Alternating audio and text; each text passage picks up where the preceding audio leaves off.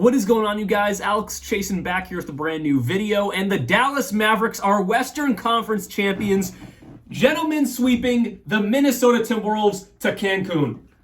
I did the same thing with the Celtics series, but at least they actually swept them. So I thought I'd bring the broom back for the gentleman's sweep because it's a gentleman's sweep and it's still a thing. But anyways, that's besides the point. The Dallas Mavericks are moving on to the NBA Finals to play the Boston Celtics. Talk about endless storylines that I'll talk about in a different video. Kyrie Irving back in Boston, KP versus the Mavericks, Jason Kidd looking to become the next head coach with a championship as a player and a championship as a coach of the same team since the Bill Russell era. A lot of big things, a lot of really interesting storylines are going to be discussed in this series.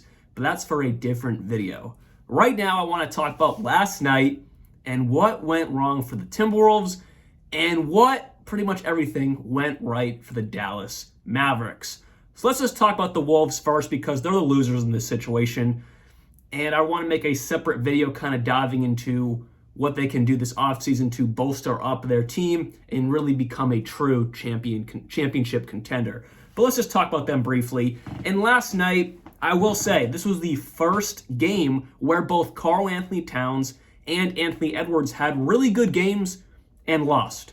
Because in Game 4, they had really good games. To put it this way, I'll make it really simple. Every game that has been won in this series, the best duo, that being either Luka and Kyrie or Kat and Anthony Edwards, whenever they have had better games than the other duo, and obviously it was pretty much all the Mavericks duo with Kai and Luka, they have won those games. Games 1 to 3, Kyrie and Luka dominated, they won. Game 4, Anthony Edwards and Kat had really good games and they won. Last night was the first game where they both popped off, but ultimately, Kyrie and Luka just played a bit better, and the team played overall better and won this ball game. The Timberwolves last night, like I said, Anthony Edwards had a really good game, 10 for 18 from the field, 28 points, 4 of 6 from 3, 9 rebounds, 6 assists. Again, a fantastic, well-rounded game from Anthony Edwards. I have been harping on this from last series to this series. Anthony Edwards, even though he has had shooting struggles, not last night, but overall, he has had shooting struggles. He has turned into such a well-rounded player, and that's awesome to see if you're a Timberwolves fan looking ahead into his career and the direction of this team. That's a great thing to see as a well-rounded player. Karl-Anthony Towns had also a really good game with 28 points. Didn't shoot the ball amazing, but he looked insanely aggressive. He wasn't shooting the ball great. He was only 1 for 6, but he was driving to the rack. He was at the line 5 times. He was 9 for 10 at the line. You could tell he was making a conscious effort to drive to the rack, trying to find something, trying to spark this team up. Anthony Edwards had not struggles, but he kind of went into his passive play. He only took 18 shots, which I'll get to that in a second. But when Anthony Edwards was playing a little bit passive, Karl-Anthony Towns was like, no. He kept driving to the rack, getting to the free throw line in the back end of this game, and that was a good thing to see. So now, Anthony Edwards looking passive.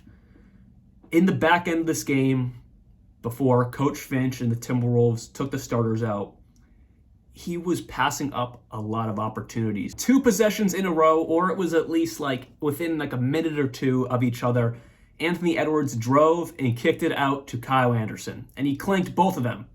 And this was in the back end of the game when obviously they're down and they're trying to spark anything up with about 6 minutes left, trying to get that last minute of hope. And he was driving and kicking it to Kyle Anderson on multiple occasions within it was either back-to-back possessions or within a minute or two of each other. You cannot be doing that. That's just not the move to do there. You are supposed to be Michael Jordan, and I say that loosely. Obviously, Ant has shown his aggressiveness. He's shown his great leadership at such a young age. But for real, though, that's your shot, Ant. I don't care if you're double-teamed, triple-teamed, kicking it out to Kyle Anderson, who has been shooting not great. His offense has never been great. In the final moments, and he wasn't double-teamed, by the way. He was driving to the rack and just kicking it out. Go up with those. Make a play for yourself. That is what you're supposed to be capable of doing, and we've seen it many times. I just was not, and he's done that a bit in these playoffs, but specifically in this series. He has been super aggressive all game, but in the closing minutes, when they're trying to come back, he has been very passive, looking for that next assist or looking to make maybe a smarter play, but that's your shot. You are the star. The best opportunity, even if you had a guy on you, is for you to take that shot, and I was just a little bit surprised to continue seeing that again last night. I don't really love that. That's probably the one piece of his game I've noticed in these playoffs. But again, specifically in this series, I have not liked. That's your shot. I don't care if you have a bigger guy on you. Out of anyone on that court for the Wolves, you're the one that can make a play happen. So I was not very excited to see that, but ultimately, obviously, they lost this game. But on top of that, Anthony Edwards and Cat played relatively good games. Everyone else did not show up. Rudy Gobert had a terrible game. McDaniels had a terrible game. Mike Conley had a surprisingly terrible game for someone who really, really wants to get to the finals. He did not really show up. The bench didn't show up at all. Naz Reid had probably his worst game in these entire playoffs, 2 for 10 from the field, 5 points. They had no help. If they had bench help, this game would have been much closer, and they might have had a chance to win because, like I said, the stars showed up. Cat didn't have a great shooting night, but he got his points by attacking the rim, getting to the line. He succeeded in different ways. Anthony Edwards, he had a good game. I just wish he was more aggressive in the back end. But that does not matter when your bench and your helping teammates do not show up. So that was ultimately why they lost this game. I noticed they double Luka at times, but like I talked about in my previous video, cool, double Luka, but guess who's right there? Kyrie Irving, and that happened multiple times last night. I remember on the broadcast in Game 4, they were like, why don't you double Luka? Why don't you double Kyrie?